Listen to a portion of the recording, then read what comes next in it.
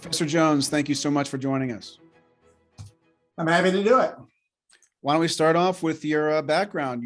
You've covered a lot of very interesting areas as it relates to political science in Congress and ideas. Why don't you tell us about how it all started and sort of the arc of your career so far and where you are now? Well, I got interested in political science and politics in undergraduate school. I was an undergraduate at the University of Alabama back when George Wallace stood in the schoolhouse door. So I got interested in Southern politics. I got interested in work that V.O. Key, the great political scientist, had done, and went to graduate school and changed a little bit. I got more interested in institutions than political behavior. And I did a dissertation on the Texas legislature back when. I got interested in legislatures that way as an example of policy institutions. As I worked through some of the institutional work I did, and I have studied bureaucracies and a great deal of these studies that you mentioned, and yes, I have done a lot of studies. When you're my age, you look back and you say, geez, just added up to a lot. I wonder if I said anything. But I got interested in the decision-making process, and in particular, reacting to some of the assumptions that economists and political scientists had made about full-blown rationality, which just didn't look right to me. So I immersed myself in the work of Herb Simon, who was a political scientist who studied the cognitive behavior of people and how that affected the structure of institutions and how institutions operated. And my first work on bureaucracies really was fundamental. That work by Herb was fundamental to that work, and I contributed to organizational science as a consequence, and learned a lot about organizational science. When I went back to Congress or to legislative institutions, it was more from the perspective of policymaking. And you mentioned earlier in our informal talk that I built this with Frank Baumgartner, who's now in North Carolina, a database on policy concepts that had been moved across time. We did that so we could trace the changes in the emphasis of Congress across time and map out what policy choices they were making, what they were attending to over various data sets. And I've continued to do that through the rest of my career, still working in the area of policy institutions and how they make decisions, how they collect information. Information processing has become very key over the last number of years, a decade and a half, in understanding how the institution works, Congress works, other legislative institutions work, how they don't work, because I think sometimes they build processes that just are designed to fail, from my view of how decision-making works. So that's a little bit of an overview of what I've done over the years, and it's been a great career for me. I'm still doing it at my age. So the broad interest you had is in institutions and decision-making. It sounds like that was really what motivated you. And in terms of applying it, you applied it to sounds like the executive bureaucracy, but also to the legislative branch. Is that right? Both, yes. Great. So why don't we dive in a little bit deeper on this policy agendas project? Can you talk about what was the problem there? And then what did you do to ultimately solve that problem, and how is it continuing? I don't think you ever solve a problem. You say that you contain it or you transform it to something that's more manageable.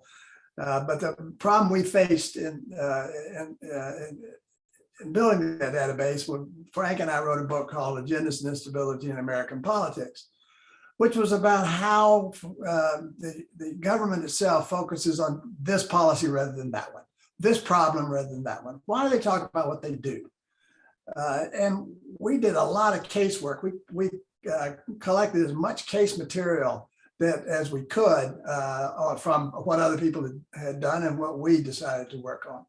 And in the end, we put together what I thought was a good book, and it got good reactions. But we were frustrated because we could not say for sure that a topic was important at one time rather than another compared to something else. So we said, if we could set up a system in which we can track these measures, this interest, the dialogue about public policy in these areas, we could trace the agendas. So we can take macroeconomics, for example, and trace the number of times the president mentions macroeconomics in his State of the Union speeches compared to civil rights.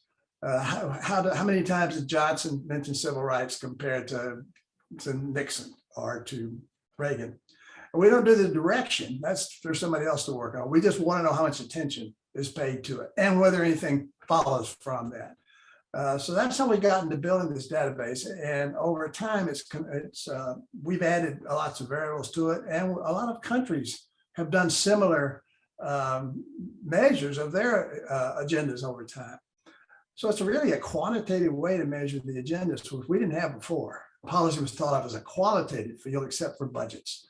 And by the way, we set up our system to mimic what the budget, the economists had done on budgets and also on accounts, the income and process accounts, I think they call it, to make sure we were getting the right sort of reliability in our data. So people can use this system. I just got a call from the Politico, for example, wanted to follow our State of the Union speeches since it's coming up. And we can do that. We can give the data back to Eisenhower to see how many times Eisenhower talked about these topics compared to Trump. Well, Trump didn't talk. He talked about a few, not very many topics compared to Eisenhower. But anyway, that's another story. So that's kind of the way the data set came about and what we used it for. We use it in several books that we've done over time. I mean, I can imagine it's a very difficult database construct, because on the one side, you have to create an ontology of topics somehow, right? And, I'm curious how you started to build that out. Was it just, totally custom, or did you start off with some kind of other standard that you modified for the political realm? And that's sort of the first question I would have as it relates to a database like that. Yeah, and that's a good question. We started with what the Office of Management and Budget had done on budgets to see what categories they used. And then some search categories. Congressional Research Service has some search categories. The problem with search categories for us is it doesn't track the same thing across time. And they'll use different names. Environmental racism is a great term, but it occurs only once in a while compared to environment and civil rights, which we would use, that we can trace over time. So we had to make these consistent over time. And here's the reason we have to. If you have a number, if you're counting something up in 1978, and you're comparing that to what's happening in 1998, if you use different terms to describe the same sort of concepts, you're going to get bad results. You're not going to be able to follow something in time. So we made sure that if we had to add a topic, and once in a while we have to backdate everything. We have to recode everything that's relevant to that topic. So we're careful about that. And sometimes we cram things into a topic that maybe stretches a little bit, but it's at least you'll have the same topic there as you follow it forward. And not just the differences in languages. So we do this with human coding and machine assisted learning programs to follow these topics over time. And we do it for a number of topics. And we started with a set network of topics. And then for about 2 years, we spent time modifying it and winnowing the topics that weren't subtopics. We have 20 topics and about 220 subtopics that we use under, say, environment. And we just kept doing it until we thought we had it right. And we looked at backwards and saw how many other topics might be there and tried to keep it robust that way. And it's worked pretty well. And so how do you maintain that kind of ontology? Is it every year you get together and you have a convention around the ontology and people propose differences and look at complaints or whatever? I mean, how do you maintain it year to year? Sorry. Well, we do two things. One, we have an ongoing staff made up partly of volunteers and graduate students and undergraduates who are interested in doing research. And they're amazing, by the way. And then we have meetings of all of the policy agendas group once a year. We have now gone to a meeting every quarter on Zoom, in which we see if our topics work together.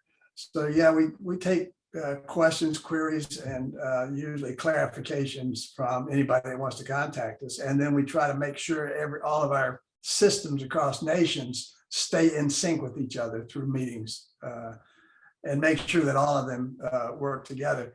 A few years ago, we did a big reevaluation of all the code books to be sure they weren't out of whack. And we changed the system to make sure that our systems were measuring the same thing, and people didn't just put in something that's characteristic of Spain, for example, or characteristic of the United States, but it's not a more general policy topic.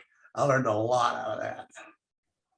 Interesting. So you maintain this this ontology, and then at the same time you have to run it against all this content, right?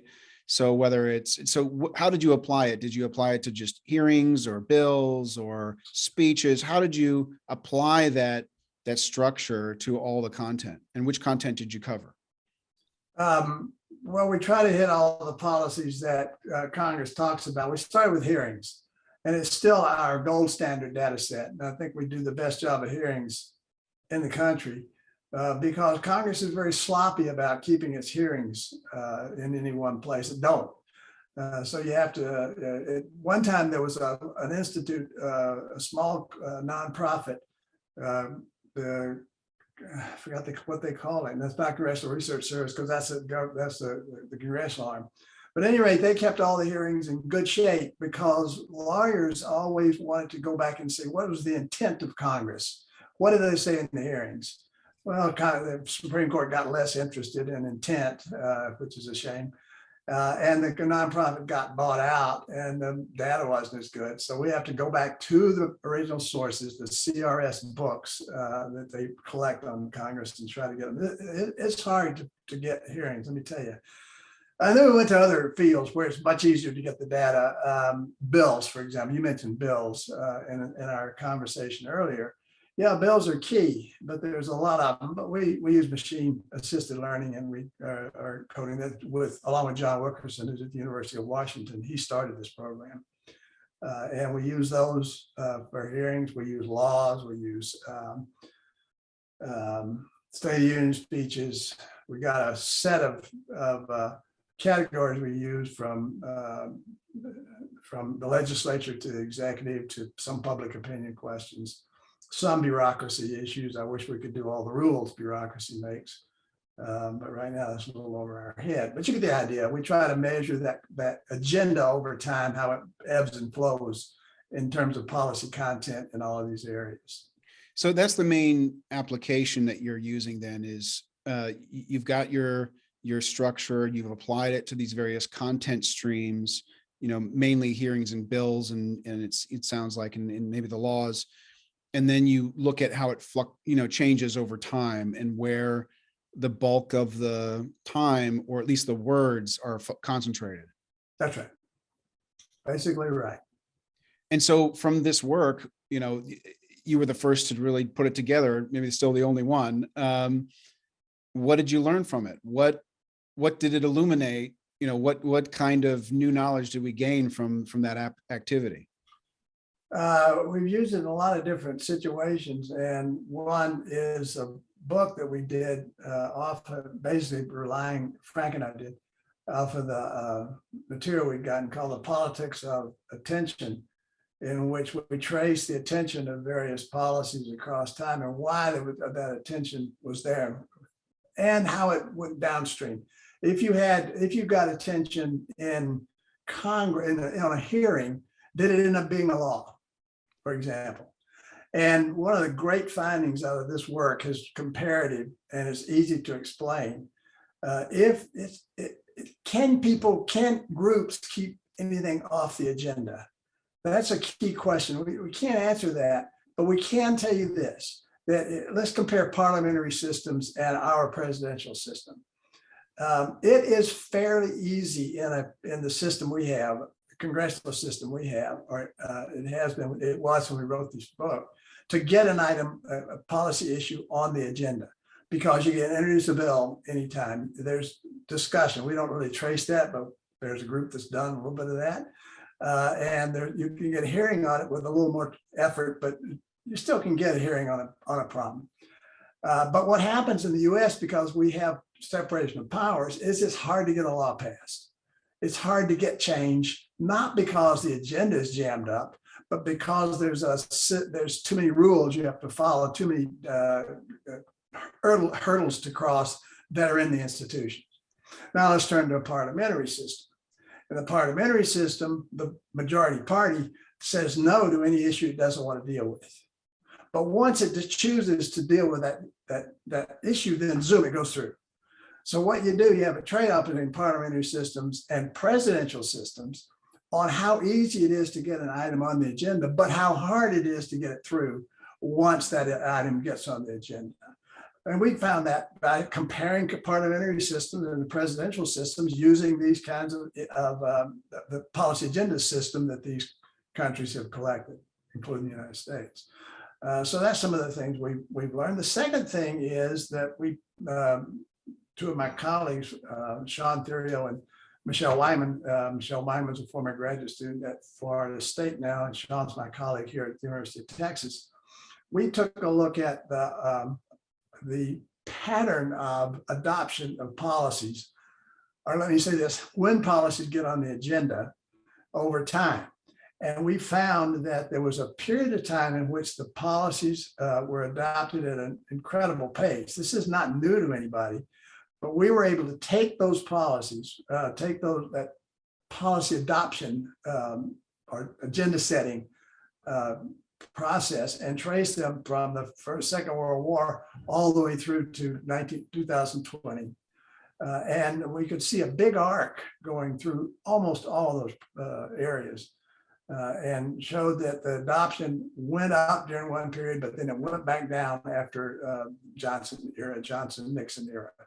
And then we connected what bureaucracies did from after that explosion of policies. And by the way, by explosion of policy, we don't mean more money. That's not the way to measure policy. We mean how many areas of your life is government involved in. So we call that the breadth of government rather than the intensity of government in areas. If it's been 100 million more in defense, that doesn't move our needle. If it moves into an environmental area it hadn't been in before, that would. Even though it's just regulations, you can hardly see them on a budget, but we can see them quite clearly in the agenda setting process. And what happens is, in the case of bureaucracies, those rules, call it friction, call it stickiness, they get in there and they are the rule of law that we follow once Congress acts, and the judges and so forth. We did judicial decisions, we did bureaucratic implementation questions to see what the impact of that great broadening period was. And you can trace it up to this day. Now, some things, because there was a conservative pushback on these things, some things were reversed. There are not congressional hearings in some of these areas anymore. They're not ruled, there are fewer rules and so forth, but other ways it's stuck and we still deal with them today. Yeah, it's interesting. I was reading Lee Hamilton's letters to his constituents, and he was in Congress for quite a long period of time. And he overlapped in his early days with Johnson and Nixon before that. And you can tell that his letters are increasingly despondent over time, because I think he looked at everything back in the Johnson days as the kind of the glory days of the Congress. Yeah. And then, it's harder to get things done after that.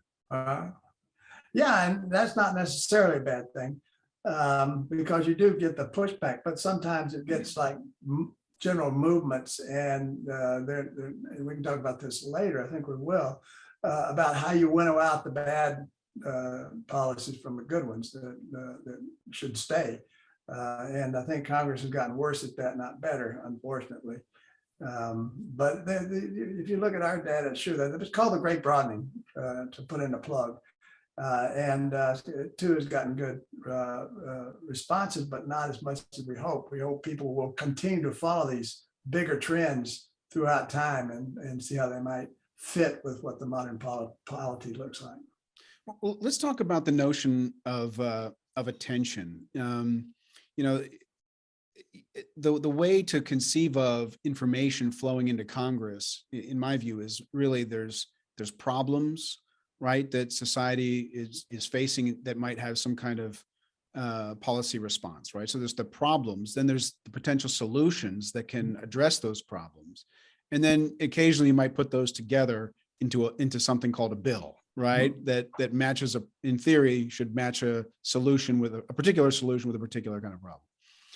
And, when you're thinking about, and when you've done your work as it relates to Congress, how does Congress come to focus on any of these individual, and when we say Congress, we're talking about it as an individual thing, but in fact, there's all the individual members, and then there's the parallel process of the committees, and then the serial process of the floor.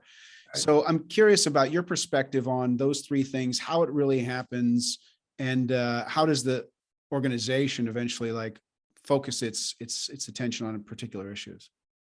Yeah, let's talk about the process, because it's hard to talk about the substance of why Congress focuses on one issue rather than another. But I heard one thing we need to remember is Mitch McConnell said a few years ago, look, we get about six or seven major things done a year. That's this parallel, the serial process. We only get this number. The agenda is limited to how much we can do. But how much we can talk about earlier is not unlimited, but it's more flexible. So one thing we have to understand about this discussion is that the problems and solutions can be discussed separately. I might see a problem out there that ought to be addressed. And the problem may come from outside. All of a sudden, Putin's invading Ukraine. Just blam, we weren't thinking about that a year ago. I suspect the intelligence folks were, but I wasn't. You weren't, I suspect. But all of a sudden it happens. And then all the Congress has to focus on that problem. So that's a problem that is still going in this definition process, but it's so clear that, and the administration has done a superb job of making sure we understand what happened there and what was going to happen. But almost all problems aren't that clear cut. The problem in the pandemic, we've had a lot of debate about the pandemic and what we should do about it, for example. In other areas like that, environmentalism, climate change, all these other issues are multifaceted. They're hard to grasp fully, and people disagree on them for reasons that have to do with legitimate reasons and the fact that they want to make some money or get something out of the manipulation of that problem. So some people come to the table with a problem. The problem is climate change. How are we going to deal with it? And it may or may not be connected to the solution they might offer. And we had this debate. I thought we settled it, but we don't settle anything. People don't remember this very clearly, but both Obama and McCain had very serious climate change policies using cap and trade in their systems to forward the attack on climate change. But it didn't end up selling. We thought we had a consensus. That's the solution part of it. Some people can come in with a solution. Some economists would come in and tell you a tax on carbon is the best way to do it. It's the most efficient way to do it. And a politician is going to say, oh, no more taxes. That's not the way we want to do it. We'd rather see regulations, which are inefficient ways to do it to the economist. But it might not be to the politician. So the solutions are important too, and they're not always connected to the policy itself. Because I did a book with Walt Williams, a policy analyst years ago, who's deceased unfortunately, about tax policies and the fact that from Reagan till today, the Republicans have continued to push tax cuts as a solution to economic malaise. Well, none of it's worked, and they keep pushing this again and again. And then Democrats have the same sort of issues with getting stuck on a policy. But this one's just so classic. It's just so obvious that it's not working, but you keep doing it because you're selling not the problem. You're not trying to analyze the problem. You're trying to sell a solution. And that selling of the solution, it can be useful because if we don't fully understand what the solution could be and what the problem, the connection to a solution to a problem, is, then we're going to miss some of the dynamism of what Congress as a legislative institution can do. And that's why we go to the committee structure, to make sure we can understand these things and they're not just salesmanship on the part of somebody that's got a solution to offer or wants to bring up the same problem that's not as important as some other people might think it is. So when we talk about problems, you can imagine that all kinds of problems could flow into Congress, either through constituents, or flow in through a speech or flow in through a bill or what have you. And there are certain questions that have to be answered about a problem, I would think, in order to make it attention worthy, right? On the one side, the problem would have to address a large number of people. It can't just be a problem of one person, right? On the other hand, the problem would need to be a kind of problem that a federal policy could address, right? If the problem is greed, right, it can't be solved, right? It lives. Congress can't legislate it out of existence. So there have to be a subset of the total problems that are problems that affect a large enough number of people, that are addressable through policy, that are constitutionally addressable. There are a set of questions you sort of have to answer about any individual problem in order to make it sort of worth the time of Congress to really push on. Have you thought through that at all and how that process takes place? Well, I'll take a step back first and think about, like you said at first, how do these problems get onto the congressional agenda anyway? And one of the things that attention does, and even if it's in an institution, is if you focus on one policy, you are going to lose focus on another policy. And for example, if we focus completely internally on the pandemic, we might miss what's going on in foreign policy. And we did a lot of work and continued to do work in an area that Frank and I developed and called punctuated equilibrium theory and policy punctuation. And we showed that if you delayed action on a problem, you would build up, it would accumulate, we call it error accumulation models, because you get further and further away from solving that problem. And if you do that by ignoring it, by pretending it doesn't exist or any other mechanism you might have, you're going to have to make a bigger change when the policy comes to crisis stage. Not all problems come to crisis stage, but some will. And one of the great statements about Congress is made by a former ambassador to Belgium, a Republican whose name I cannot recall right now. But his statement is so much more than what we could ever ask for. And that is, Congress does two things: nothing and overreacting. And I think that sums up this punctuated equilibrium idea that we have. Now, how do you address the fact that Congress is going to ignore problems for so much of the time? There's no easy solution to this. But if it does ignore them, there are consequences it's going to have to scramble to deal with later. I think that's what the committee structure is for, to try to figure out what the problems are out there. And then turn to the experts in the bureaucracy and in private industry to try to figure out what the solutions are. That's idealized. But the quicker you can get on top of a problem, the quicker you have a committee that understands the problem and a committee staff, probably more important, that understands the problem, the more you're going to be able to at some point address it before it gets out of hand. It's a pretty simple idea, but it's critical, and we can follow it in so many different cases. And for sure, it works for cross countries. We know that countries that are more pluralistic about collecting information are less likely to make big mistakes. So big mistakes are more likely to come from centralized systems, authoritarian systems, than they are from pluralistic democracy systems like the pluralistic democracies.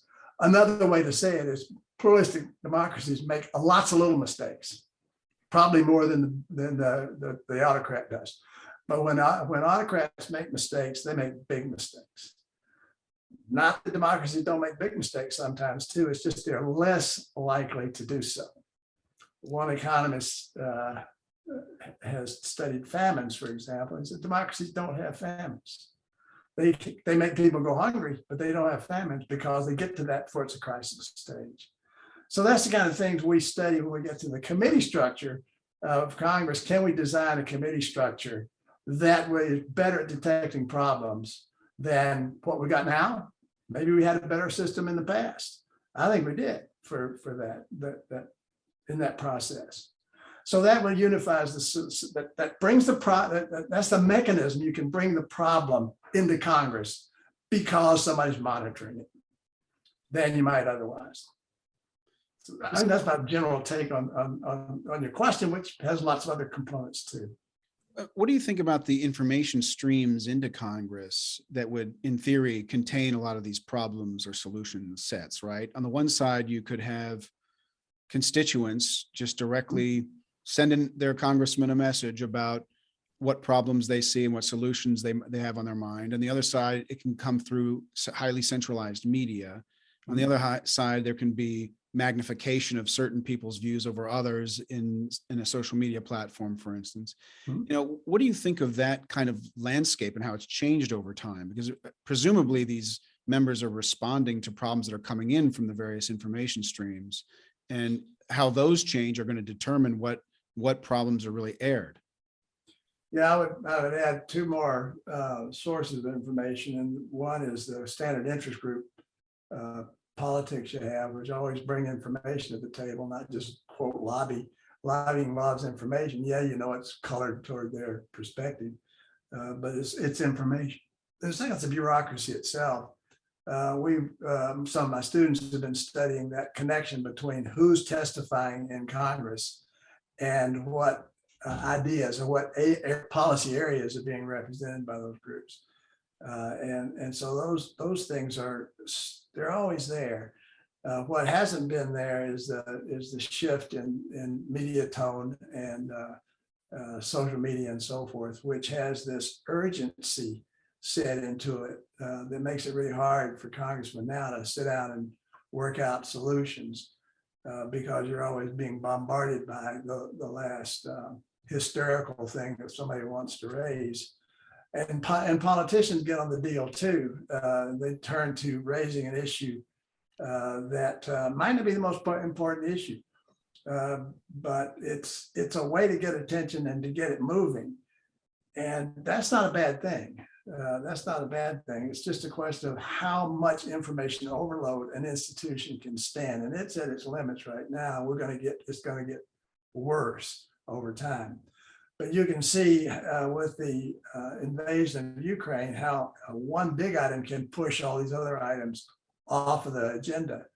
But I can see in my state of Texas right now, we've made a lot of mistakes by having a hysterical issue being used by politicians too easily to raise people's ire about something.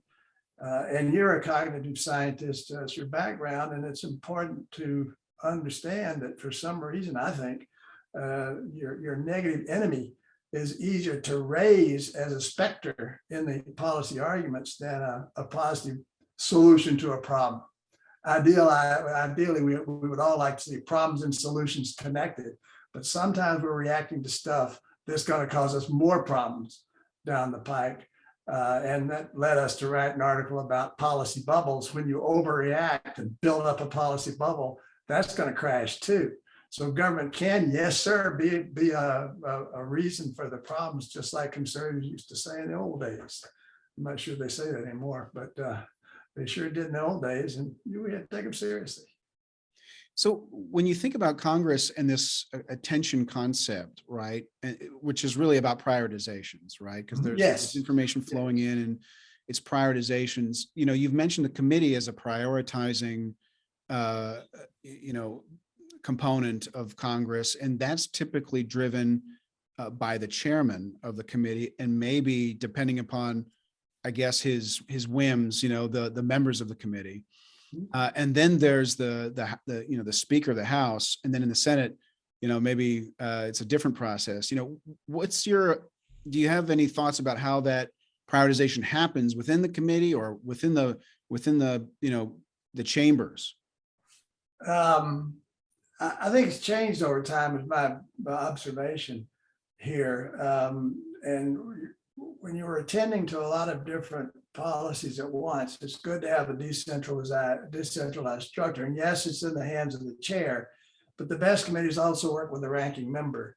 Like our foreign policy committees have done a pretty good job over time in consulting with each other as minority and majority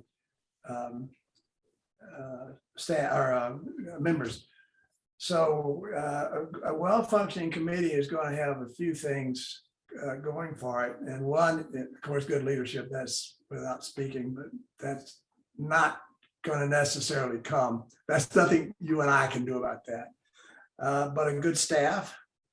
And one of the things Congress decided to do over time is to pay its staff nothing and have high turnover as a consequence. The older people that used to be around in Congress till they retired, they don't do that anymore. You have people that stay 2 or 3 years and rotate off. Congress is trying to address that. There are major initiatives being addressed at stabilizing the staff situation. I don't think there's any substitute for a good staff, because a good staff quickly brings a member up to speed when you get all the bombardments from social media, from interest groups, from the bureaucracy, which has its own urgencies that have to be addressed, and so forth.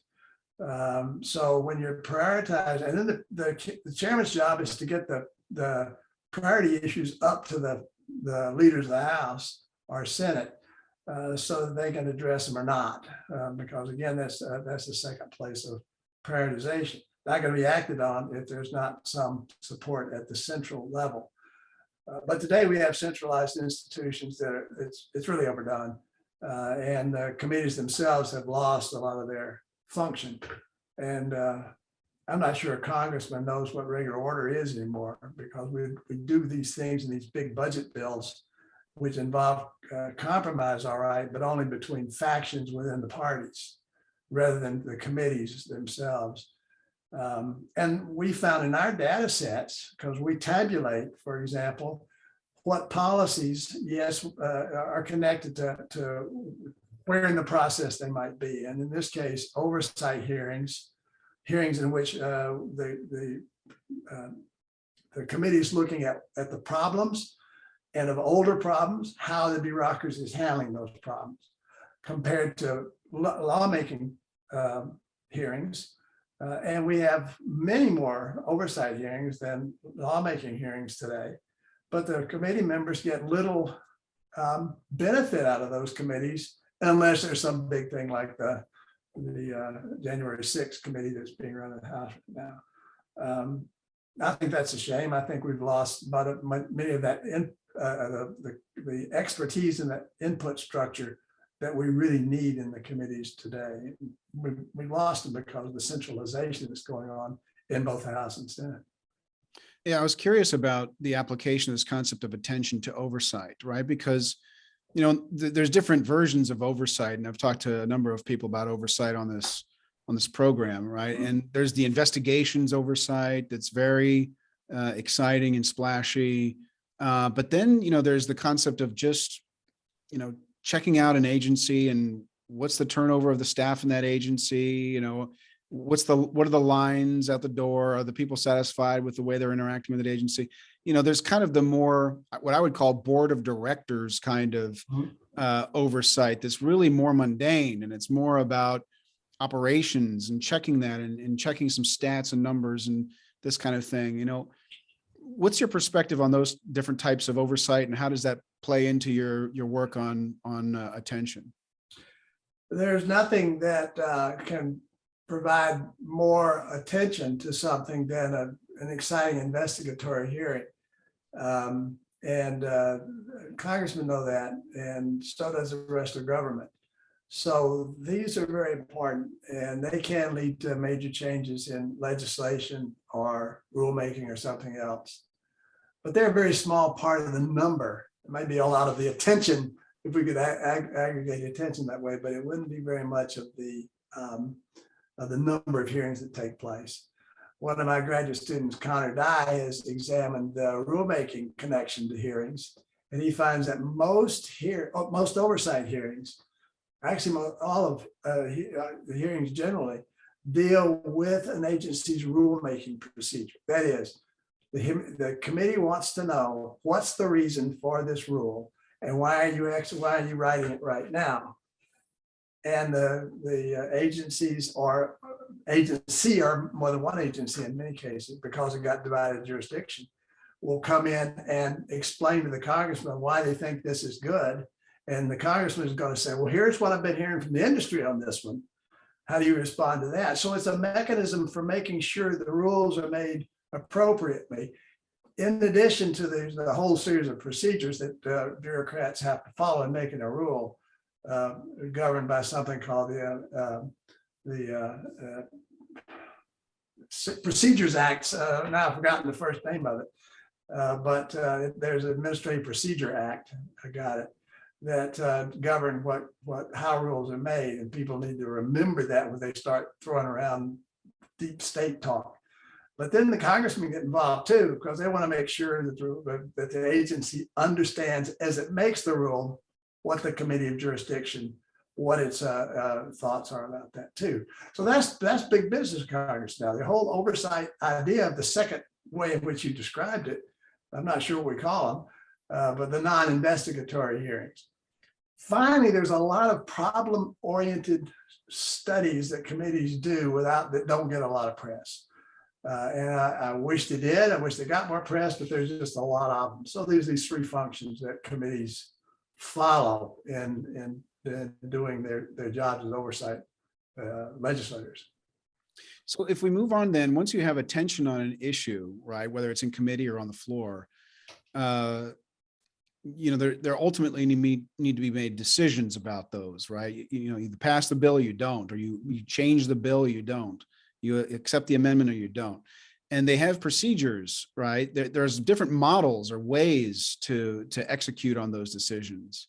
So I know you have some work about that. Can you talk through your perspective on this concept of decision-making, the different models that can be used, and what works and what doesn't, in your opinion?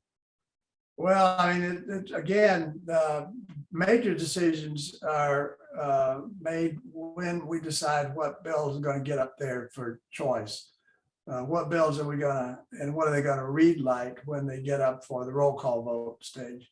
Lots of political scientists have been interested in the roll call vote stage, and I applaud them for it because we've learned so much about it, and they've been able to scale the roll calls and it's a preference-based model. That is, the preference leads to a position on a roll call. And my area of work is, let's look at it before we get to that point. How did it get shaped that way, and how does a bill get written that way? Because you can have the same bill on two different areas, the same area. One is going to work and one isn't, even though they have the same aim. And we are more subject, the Congress is more subject to just writing bills today than it was 20 years ago. And one of my students has found that out too, and published an article about it. So decision-making is about forming alternatives and making those alternatives connect to problems. The bill may or may not do that. And if we adopt bills and they get passed that don't address a problem fully, then we're going to have problems down the line again. And you can take any bill, any area you want, and analyze it that way. We don't have enough capacity Congress doesn't have enough capacity right now to analyze those downstream measures. That's very hard to do, or the unintended consequences of what you've enacted, because we're in such a rush to take advantage of that social media bubble that we've just had to write legislation or an amendment or something at the state level that we've seen in Texas here because of that social media bubble. And we're going to have to undo it. So it's really important to get it right at the first. And I think that's the committee's job. But the committees have been stripped of much of their power to do that because the negotiation takes place way too high up.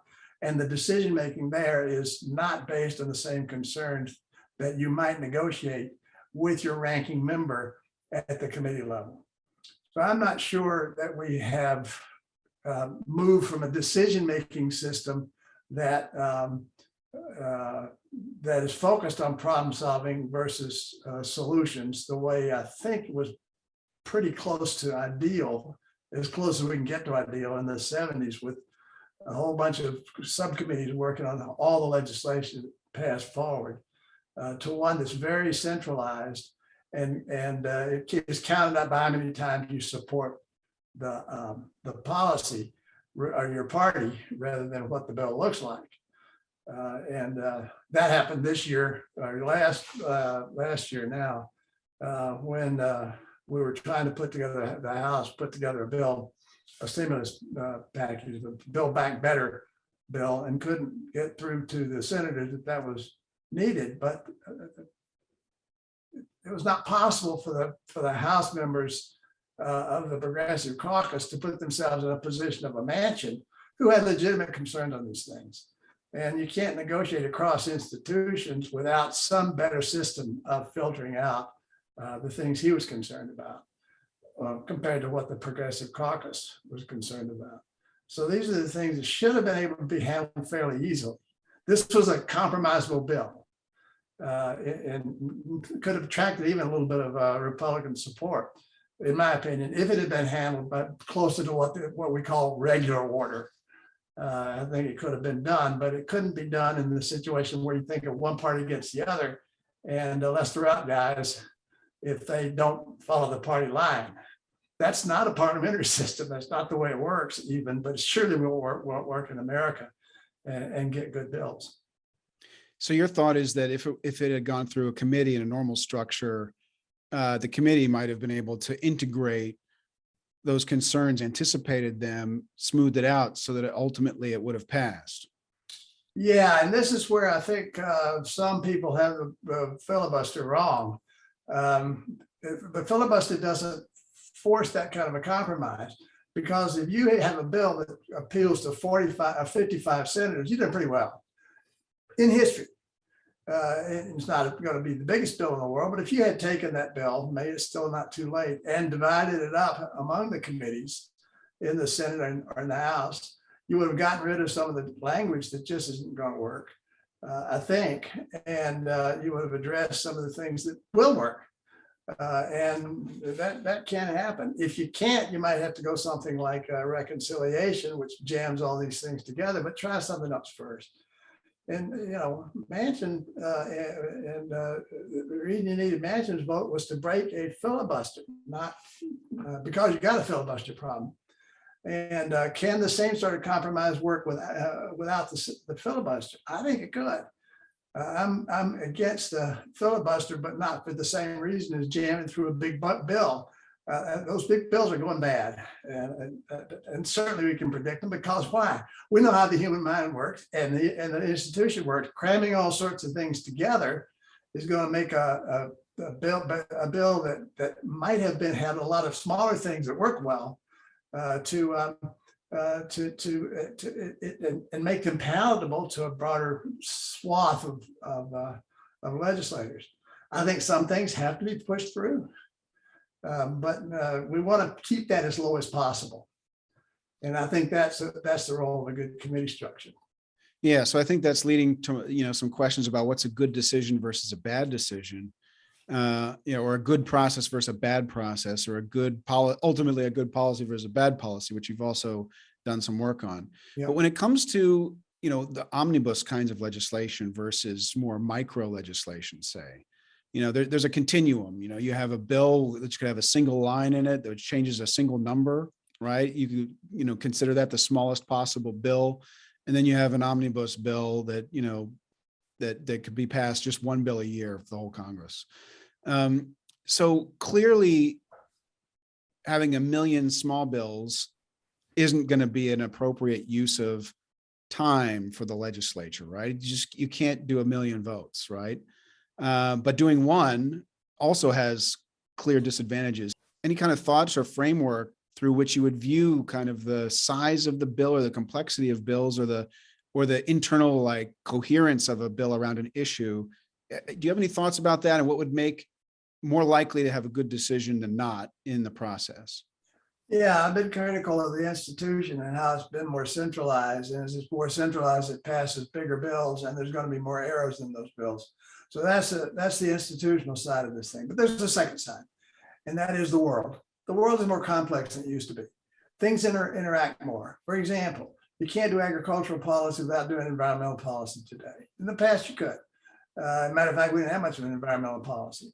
And as long as that's going to happen, you're going to have multiple agencies, multiple congressmen, multiple committees in overlapping situations that have to deal with this.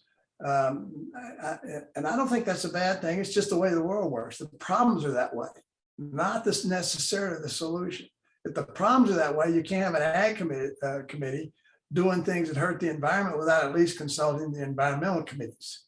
That means the bills that are smaller in scope are going to bring in that just as well. They're going to bring in multiple constituencies and multiple areas of policy, but they can be negotiated easier than a big bill. These things get lost as in the attention directing dynamics that go on. You're going to lose the part that's not being focused on. If you can break those parts down to smaller units and bills, and what's the ideal size of the bill? I don't know, but I know a big bill, and you're right, a big bill or a small bill, too small bill is a waste of your time. A big bill is too comprehensive to grasp, but they are going to be bigger because of the nature of the world being more complex. There's no way around that. So we don't have to worry too much about small bills. This is not going to happen, and they're going to be done by voice vote anyway, if it's a bad word or two. So I think there's a middle ground there that ought to work, and it ought to involve a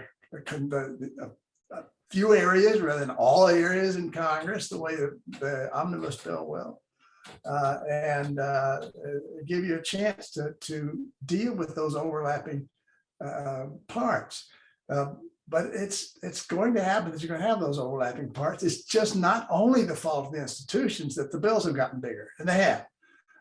If we follow these across times, the bills are just much bigger now. They're built bigger for two reasons. Just let me say that again. One is the world is more complex.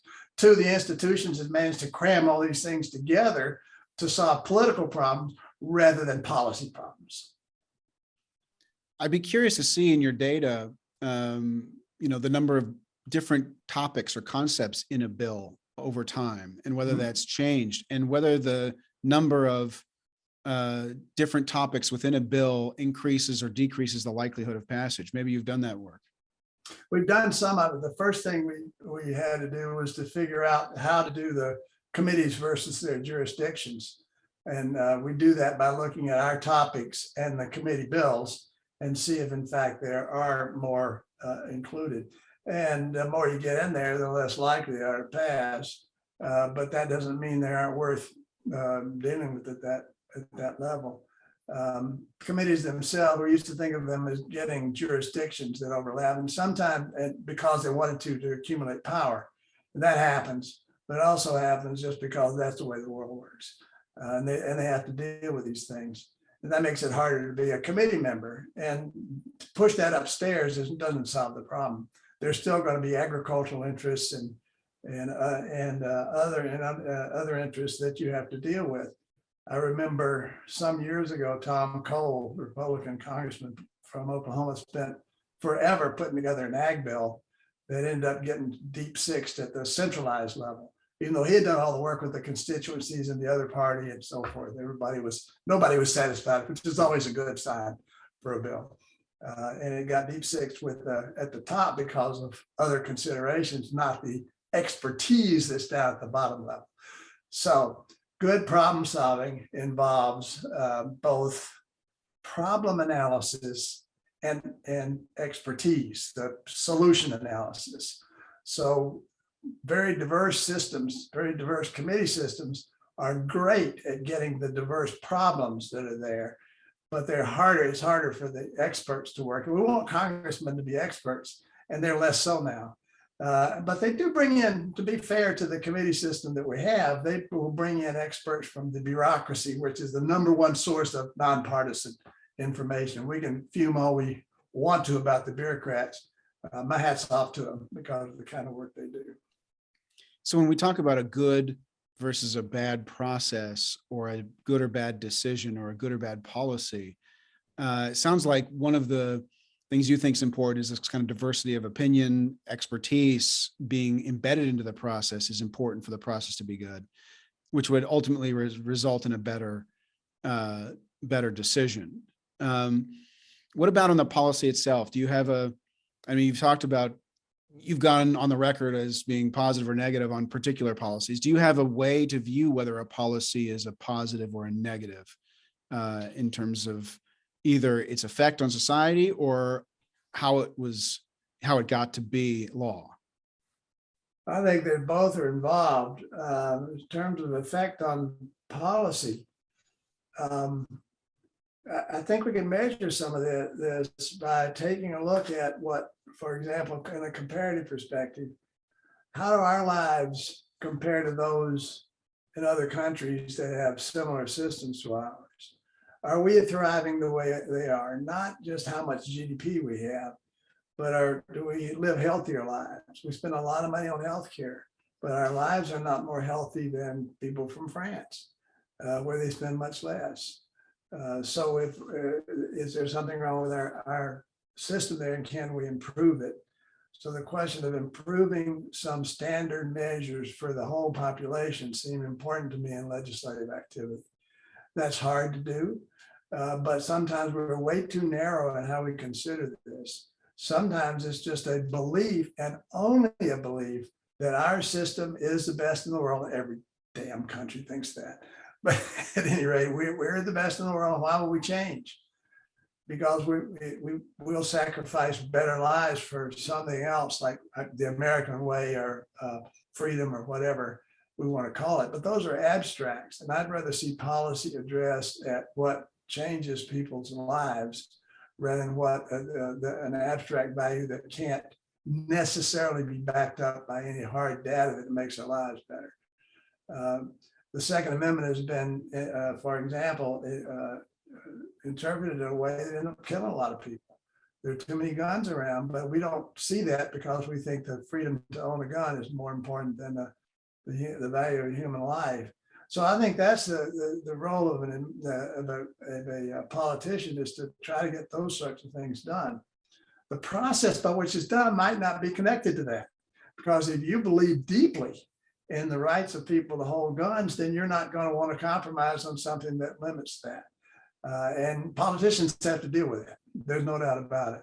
So the process itself has still got to bring in people that don't feel quite as committed to your goal. Right now, let's take the other side.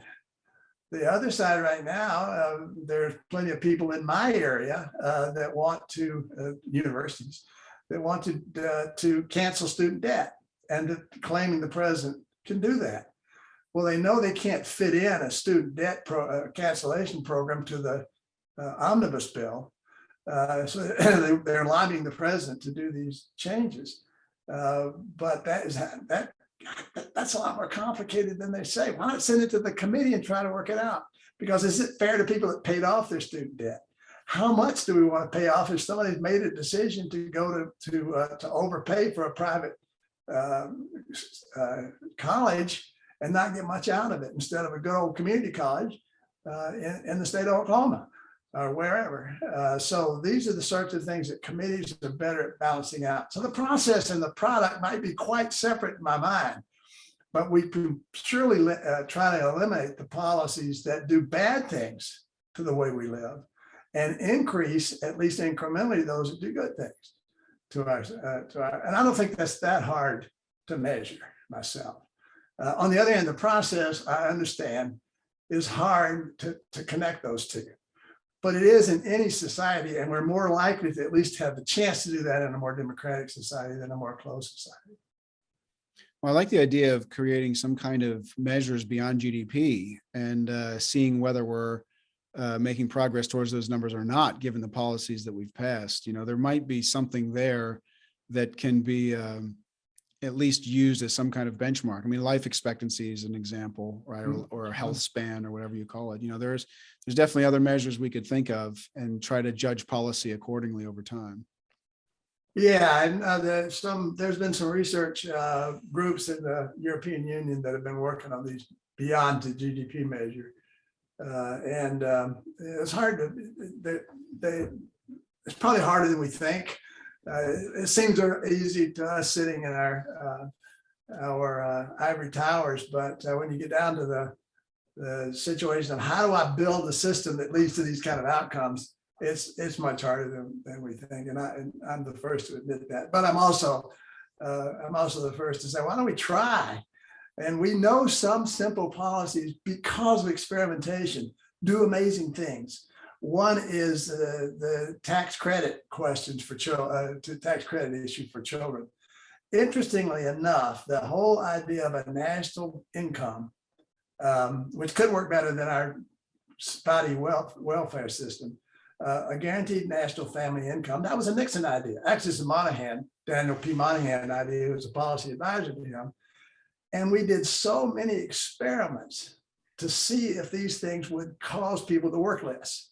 If we handed them money from government, would it cause them to work less? And you got to give them a hell of a lot of money to get them to work less, it turns out. They keep right on working. So the question of labor effects here come up again in the stimulus bills that we've been working on.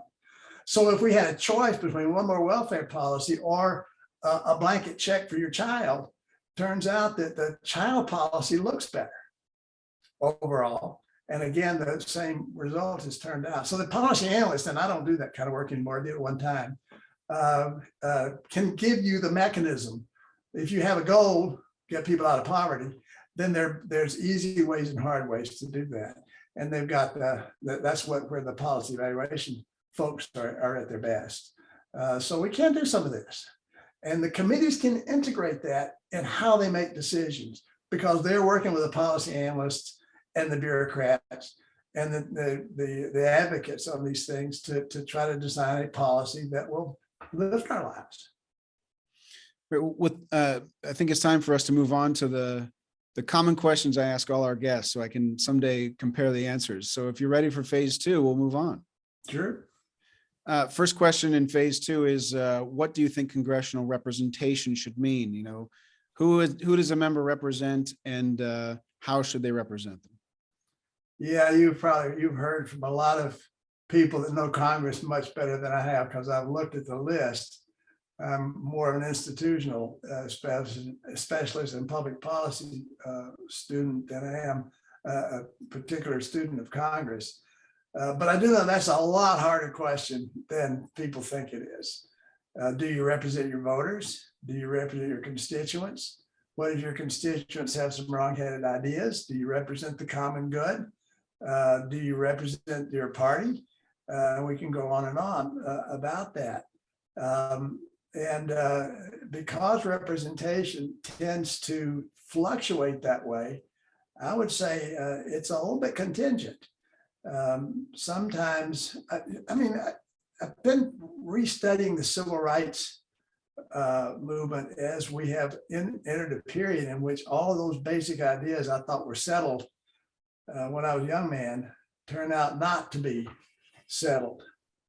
And one of the things that has come up in this is the 1964 convention, in which Johnson had just passed the first major civil rights act since the Civil War. Kennedy's Civil Rights Act, which Johnson got passed with some additions. And during that period, the Mississippi Democratic Party was fully segregated. No blacks were in power structures. So they, Fannie Lou Hamer and some other activists there started the Mississippi Freedom Democratic Party and asked for representation at the convention. Well, Johnson was terribly afraid he was going to lose Southern states if they were allowed their representation, and he got it stopped. Did he do the wrong thing? He did not represent the right side of the issue from my perspective. On the other hand, he ended up being the most important president in civil rights in our history for all his flaws. Without being reelected, and maybe he was too afraid of losing the southern states, then he wouldn't have had that. So did he do the right thing in just terms of representing the collective good? I don't know. All I know is a congressman is put in those positions too. Now, I unfortunately think congressmen have become more and more representative ideologies, babbling stuff that's just the same thing over and over again. Then they are thoughtful representatives of the kind of thing Johnson went through when he said there are two goods and two bads here. He had to have known that. He was a thoughtful man. And he did what looked like to be the hard-nosed wrong thing. It's discriminatory. Yet he repaid his debts there by some major civil rights act, the Housing Act, the Voting Rights Act, and others that we could list. So those are the kind of things that people in representative situations have to ask themselves about representation. I just wish they'd be more self-conscious in thinking through all the different things you could represent and what you want to represent in the end, because I think we'd have better Congress if they did more of that. And you hear congressmen that will do that, but just not very many of them. All right, next question is, how would your ideal Congress allocate its time? Would you have them in DC 3 weeks, 1 week off, full time, 1 day a week? Where, and while they were there, what would they be doing? Legislation, oversight? How would you allocate their time if you could? We can't miss the fact that there's 1 day a week spent dialing for dollars there. There's too little time spent in Washington and too much away from Washington. I think representation doesn't work when you just go out to the constituencies from Tuesday to Thursday, and then one of those days is done on camp or near Congress, in which you go to the phones and call donors. I would like to see many more independent committee investigation studies and so forth. I'd like to see congressmen spend more time in committees and less time doing whatever they do these days. In caucuses, in raising money and the other sorts of things. That would take some major changes in both law and custom. But that I would like to see a Congress that does much more decentralized work and become much more expert in a limited number of areas, so that we could get better, like the sort of things we've been talking about here today, rather than what they're doing now. And I'm not even sure what it is. My experts in Congress could tell me, well, they're already doing that, and I wouldn't be surprised. But that's not where my expertise lies. But I am going to stick with more decentralized Congress than a less centralized one. And you'd think more time in committee? I would. Great. Next question is, how should debate, deliberation, or dialogue be structured or occur in Congress? And again, you've talked about committee, where you think a lot of that debate dialogue has to happen. So yes, and I'm sticking with that first. That's an area where we probably haven't declined as much as we kick ourselves for. There can still be good debates in Congress and at the centralized level. And I'm not sure I see terrible things there compared to what's been done in the past. And I don't know how much is ever changed by a discussion at that level. Probably not much. So I think the real deliberation has got to come down the ladder, where you're talking to your colleagues who have different viewpoints or the same viewpoint as you do. And also have the opportunity to talk to the sort of thing congressmen do, but not charge them to come in your office and talk to you.